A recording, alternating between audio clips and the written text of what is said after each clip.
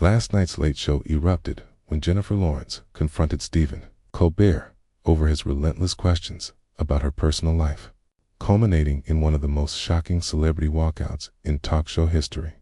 The studio lights dimmed as the familiar late show theme filled the Ed Sullivan Theater. But no one could have anticipated the chaos ahead. Colbert, wearing his signature smirk, adjusted his tie as he prepared to welcome his guest. The audience buzzed with anticipation, unaware they were about to witness television history. Ladies and gentlemen, please welcome the incredibly talented Jennifer Lawrence, Colbert announced theatrically. The Oscar-winning actress appeared from backstage, smiling, though something felt off. She waved to the cheering crowd. Yet those familiar with her might have noticed the subtle tension in her shoulders and the slight clench of her jaw. Settling into the guest chair, Colbert launched into his usual sharp-witted banter. "Jennifer, wonderful to have you back. You look fantastic, though you seem a bit more guarded than usual. Everything okay at home?" The question landed awkwardly, and Lawrence's smile faltered for a moment. "I'm doing great, Stephen. Thanks for having me," she replied, her voice steady but measured. The audience laughed, assuming playful teasing, but a sharper observer could sense a serious undercurrent. Colbert pressed on, seemingly unaware of the warning signs. "Now, Kay, I know our viewers are dying to know about your recent relationship developments. There have been some interesting headlines lately." He leaned in, eyes gleaming with the promise of gossip. Lawrence's posture stiffened. "Stephen, I thought we were here to talk about my new film. That's what your producers told my team."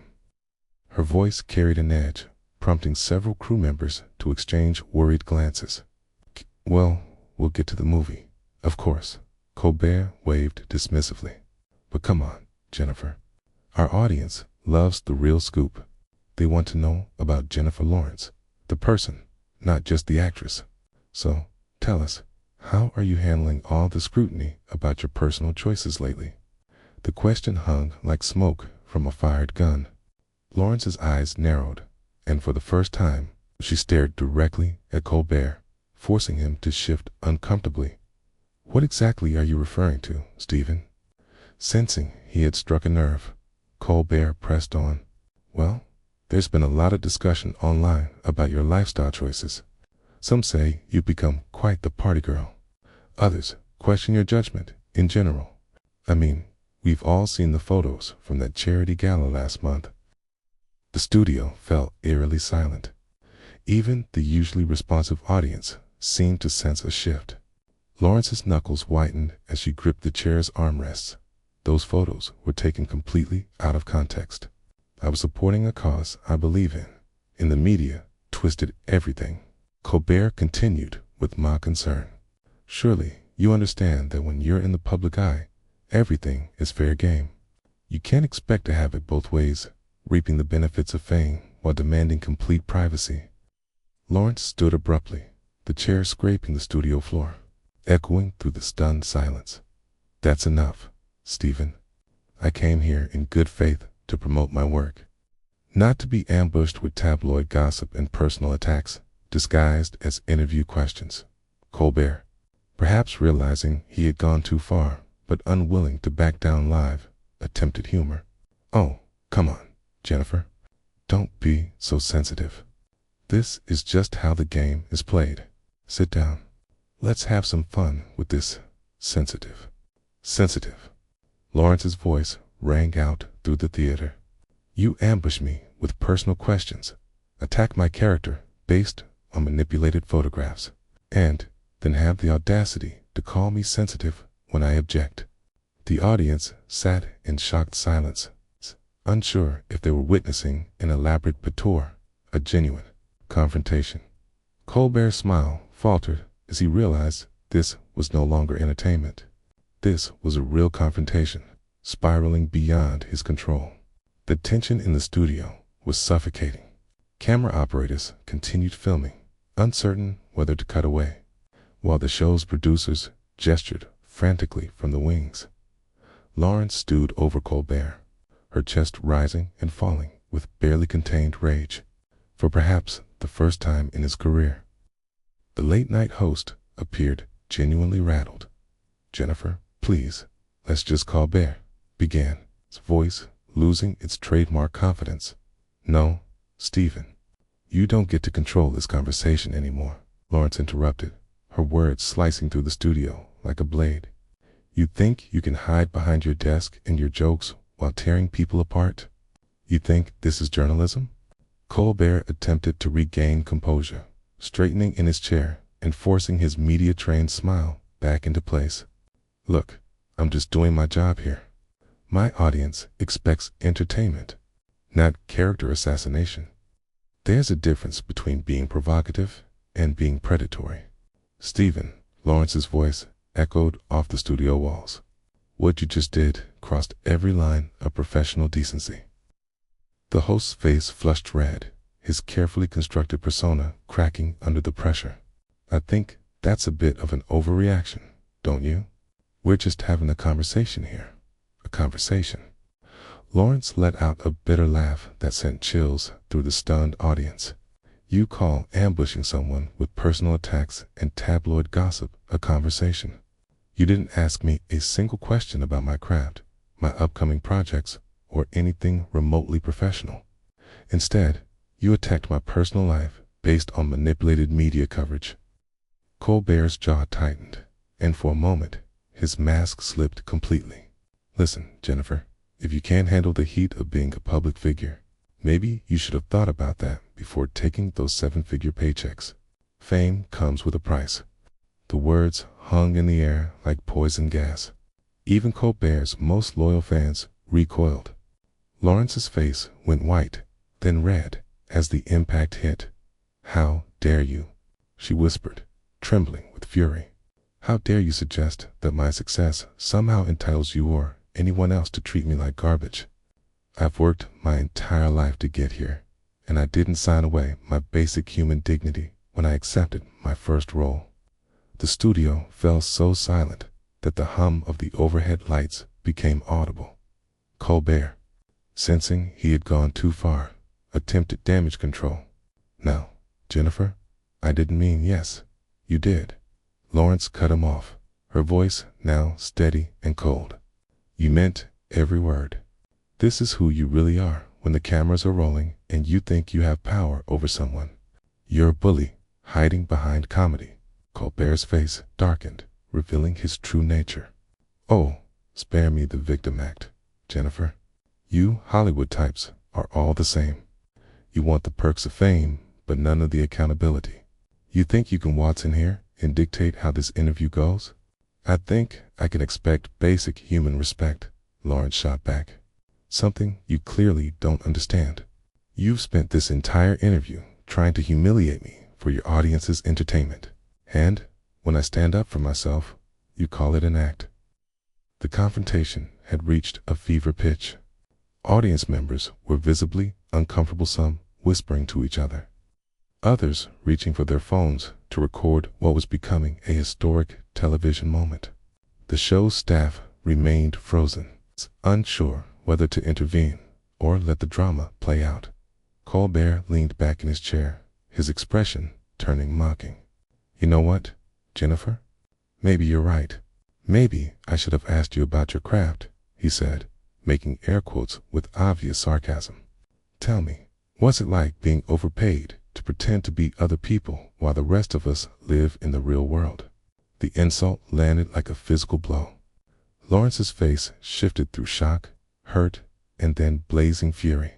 The audience collectively gasped, finally understanding that this wasn't scripted entertainment, but a genuine, hostile encounter unfolding live before their eyes, overpaid to pretend. Lawrence's voice was dangerously quiet, now the kind of calm that comes right before a hurricane. "Stephen, you sit behind that desk every night, making jokes about people you've never met, criticizing decisions you've never had to make, and passing judgment on lives you could never understand. And you want to talk to me about living in the real world?" Colbert's smugness wavered, but his ego wouldn't let him back down. "At least I deal with facts, Jennifer. I report on reality. You live in Fantasyland, where everyone tells you how wonderful you are. Facts. Lawrence stepped closer, planting her hands firmly on his desk as she leaned in.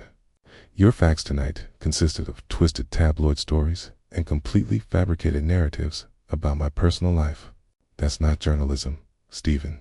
That's gossip, masquerading as news. The studio had become a pressure cooker. Crew members froze at their posts, unsure whether to keep filming or cut to commercial. The show's director frantically signaled from the control booth, but no one dared interrupt what was becoming one of the most explosive moments in late-night television. History. Colbert's face flushed deeper red as he realized he was losing control. You think you can just walk in here and lecture me about journalism? I've been doing this for 20 years, and in 20 years, I've apparently learned nothing about basic human decency. Lawrence's voice cracked with emotion. Do you have any idea what it's like to have every move scrutinized? Every mistake magnified, every relationship dissected for public consumption. Do you know what it's like to have people like you profit off your pain? The raw vulnerability caught even Colbert off guard. For a moment, his expression softened, but then pride reasserted itself. That's the price of fame, Jennifer. Nobody forced you to become an actress. Nobody forced you to become a heartless bully either, but here we are. Lawrence's voice regained strength. You could have used your platform to lift people up, to have meaningful conversations, to contribute something positive. Instead, you chose to be another vulture, feeding off other people's struggles. The audience murmured openly, some even standing, as if preparing to leave. The tension was so intense that being a spectator felt wrong. Colbert glanced nervously at the crowd. I think you're being a little dramatic, Jennifer. This is just how these interviews work. Everyone knows that. Everyone knows. Lawrence laughed, sharp and bitter. Everyone knows it's acceptable to ambush guests with personal attacks. Everyone knows basic respect goes out the window the moment someone sits in that chair. Is that really the legacy you want to leave? Colbert's mask was gone, replaced by something uglier and desperate. My legacy. I've entertained millions. I've held politicians accountable. I've made people laugh in the darkest times. What have you done besides make blockbuster movies and complain about the consequences? I've tried to be a decent human being, Lawrence replied quietly, but every word carried more weight than a shout. I've used my platform to advocate for causes I believe in. I've treated people with respect, regardless of status.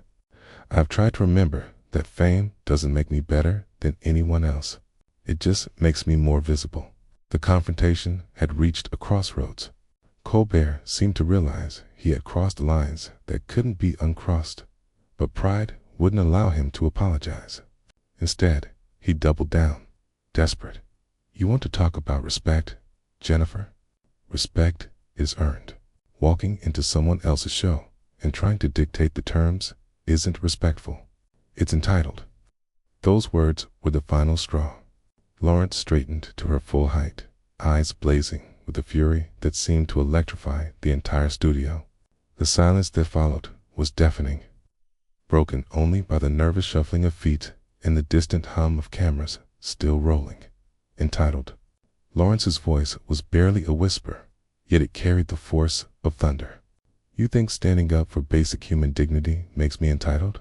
You think refusing to be your verbal punching bag for entertainment makes me demanding? She paused, letting the weight of her words sink in. Then I guess I'm the most entitled person in this room, Stephen, Lawrence said, because I will never apologize for demanding to be treated like a human being.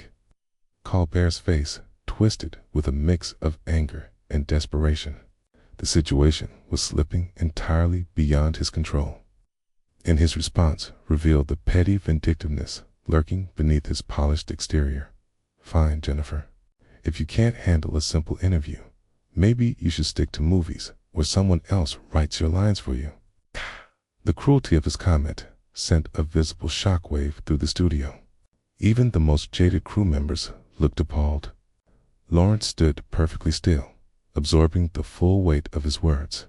Then she spoke again, her voice quiet but commanding absolute attention. You know what, Stephen? You're absolutely right about one thing. I do have lines written for me in movies, but those lines are crafted by talented writers who understand storytelling, character development, and human emotion. Your lines tonight, they were written by someone who understands none of those things. Someone who mistakes cruelty for cleverness and bullying for bravery. She turned to address the stunned audience, her voice clear and strong. I want everyone here to understand something. What you've witnessed tonight isn't entertainment. It isn't even journalism. It's a powerful person using their platform to tear down someone else for sport. And if we normalize this behavior, we accept that this is just how things work, then we're all complicit in creating a world where basic decency becomes optional. The audience sat in stunned silence. Some nodded in agreement, others shifted uneasily, avoiding eye contact. The spell of celebrity worship had been broken, replaced by the harsh reality of what they had just seen. Colbert made one last, desperate attempt to salvage the situation. Jennifer, I think you're overreacting. Don't. Lawrence cut him off sharply, the single word slicing through his excuse like a knife. Don't you dare minimize what just happened here. Don't gaslight me or this audience into believing what we all witnessed wasn't real. You showed everyone exactly who you are tonight, Stephen. Own it. She began gathering her belongings, deliberate and dignified, despite the chaos around her. The studio remained eerily quiet. The only sound the click of her heels against the floor. Ladies and gentlemen, Lawrence addressed the audience one final time. I came here tonight to talk about a project I'm passionate about, to share something meaningful with people who might care. Instead, I was subjected to a calculated attack on my character and personal life. I hope you'll remember this moment, not for the spectacle, but for what it reveals about how we choose to treat each other.